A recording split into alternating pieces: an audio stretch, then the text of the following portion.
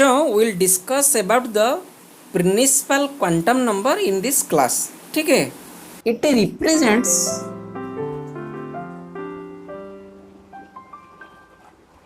The major energy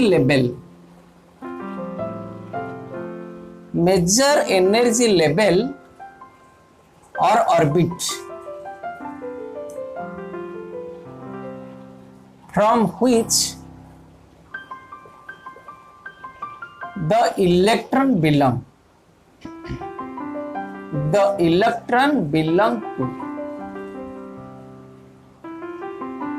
If n is equal to 1, then orbit is or energy level is k. If n is equal to 2, so orbit is equal to L. If n is equal to 3, then orbit is M. If n is equal to 4, then orbit is N. आप समझ गए? अगर it represents the major energy level और कौन सा orbit में electron घूमता है और कौन सा इलेक्ट्रॉन में कौन सा ऑर्बिट में इलेक्ट्रॉन है। अगर n इज इक्वल टू 1 होगा तो हम समझ लेंगे तो इलेक्ट्रॉन k ऑर्बिट में, अगर 2 होगा तो हम समझ लेंगे इलेक्ट्रॉन l ऑर्बिट में घूम रहा है, और 3 होगा तो m ऑर्बिट में, और 4 होगा तो n ऑर्बिट में घूम रहा है। ये हो गया इसका पहला पॉइंट, किसका? प्रिंसिपल क्वांटम नंबर का। नंबर i इसको हम दे देते हैं। अब नंबर 2i क्या कहता है? It indicates the amount of energy associated with the electron in that orbit. ये क्वांटम नंबर भी कहता है that is indicated by En is equal to 2 pi square m e to the power 4 z square divided by n square h square। ये formula कौन दिए थे? Niels Bohr for the hydrogen atom. तो by the help of this formula here n is nothing but the principal quantum number. अगर हम principal quantum number को पता है, by the application of principal quantum number we can find out the energy associated with that electron in that orbit. आप समझ गए? इसका ये दूसरा क्वांटिटी है, indicates the amount of energy associated with electron in that orbit. Formula क्या है? En is equal to pi square m पर z square n square h square. अगर E1 का निकालेंगे तो हमको पता चल जाएगा, E2 का निकालें तो पता चल जाएगा। समझ गए ना? हाइड्रोजन के लिए कितना था आपको पता है। अगर E1 हाइड्रोजन में तो एक इलेक्ट्रॉन एक ही ऑर्बिट था, तो E1 for hydrogen for H2 atom कितना था? -1312 किलो जूल पर मोल। अगर ये हम लिखना है हाइड्रोजन के लिख सकते हैं पहला ऑर्बिट -1312 किलो जूल पर मोल। समझ गए? नंबर 3 और ये क्या कहता है? It indicates the average distance of electron from the nucleus. Number 3 हम लिखते हैं it indicates the average distance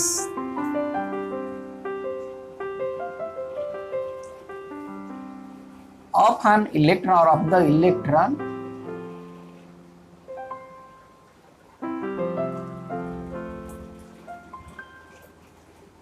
from the nucleus. That relation is Rn is equal to n square h square divided by 4 pi m square। इस relation के जरिए अगर हम value n का put करेंगे और h का प्लैंक्स कांस्टेंट का पुट करेंगे, मास ऑफ इलेक्ट्रॉन और is the energy of the electron, charge of the electron, so we can calculate the distance of the electron from the nucleus. अगर हमको radius पता चल गया या डिस्टेंस पता चल गया तो it also helps to determine the effective volume of the orbital. क्योंकि हमको जो आर पता चल गया, मान लीजिए ये अभी न्यूक्लियस है, इसके चारों तरफ इधर इलेक्ट्रॉन्स घूम रहे हैं ना, इसका जो रेडियस हमको पता चल गया, यानी यहाँ से कितना दूरी आर पता चल गया, तो हमको इसका इफेक्टिव वॉल्यूम कितना है we can calculate. So we can write it also helps to determine the effective volume of orbital. समझ गए. ये इसका तीसरा पॉइंट था. अब चौथा पॉइंट क्या है हम देखेंगे. चौथा पॉइंट हो गया it determines the maximum number of electrons can be accommodated in an orbit. The maximum it determines the maximum number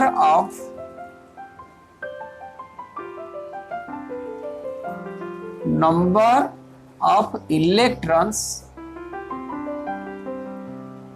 that can be accommodated in an orbit with the formula that is 2n square. ये आपको पता है, आप 10 भी पढ़े हो. ये principal quantum number भी कहता है कौन सा ऑर्बिट में मैक्सिमम कितना इलेक्ट्रॉन रह सकता है. That is based upon the formula 2n square. 2n square means क्या हो गया. अगर k सेल हम लेंगे, k ऑर्बिट लेंगे तो इधर n इक्वल कितना 1.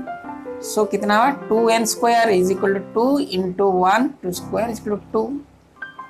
l ऑर्बिट अगर लेते हैं तो n इज इक्वल टू 2 तो कितना हो गया 2n square is equal to 2 into 2 square is equal to 8. m लेते हैं n इज इक्वल टू 3. वैसे ही कितना होगा 2 into 3 square is equal to 18. n लेंगे तो n is equal to 4. 2n square is equal to 2 into 4 square is equal to 32. यानी k shell में maximum electron कितने रह सकते हैं 2 रह सकते हैं. l सेल में 8 रह सकते हैं. m सेल में 18 रह सकते हैं. और n सेल में कितना रह सकते हैं 32 रह सकते हैं.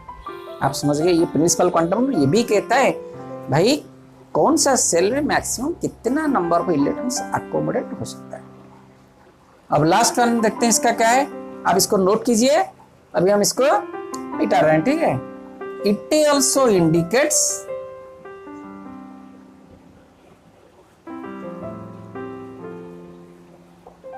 How many subcells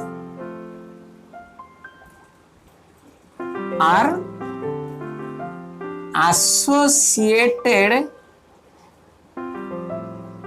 with a cell. एक सेल के साथ कितना सबसेल एसोसिएटेड है.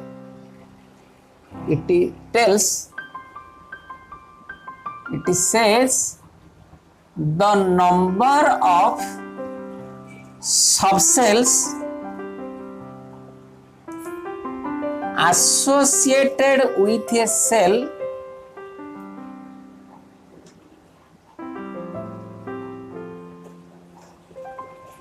is equal to its principal quantum number.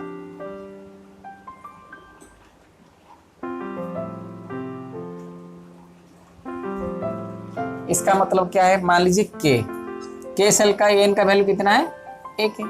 तो k ऑर्बिट का कितना होगा सबसेल 1 ही होगा. 1 सबसेल दैट इज कौन सा s.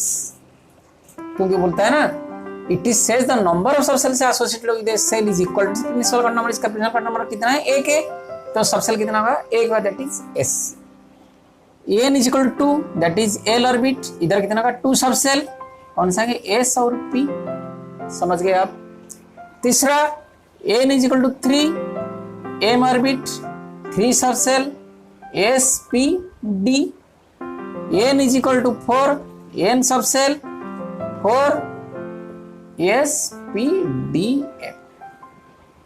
समझ गए.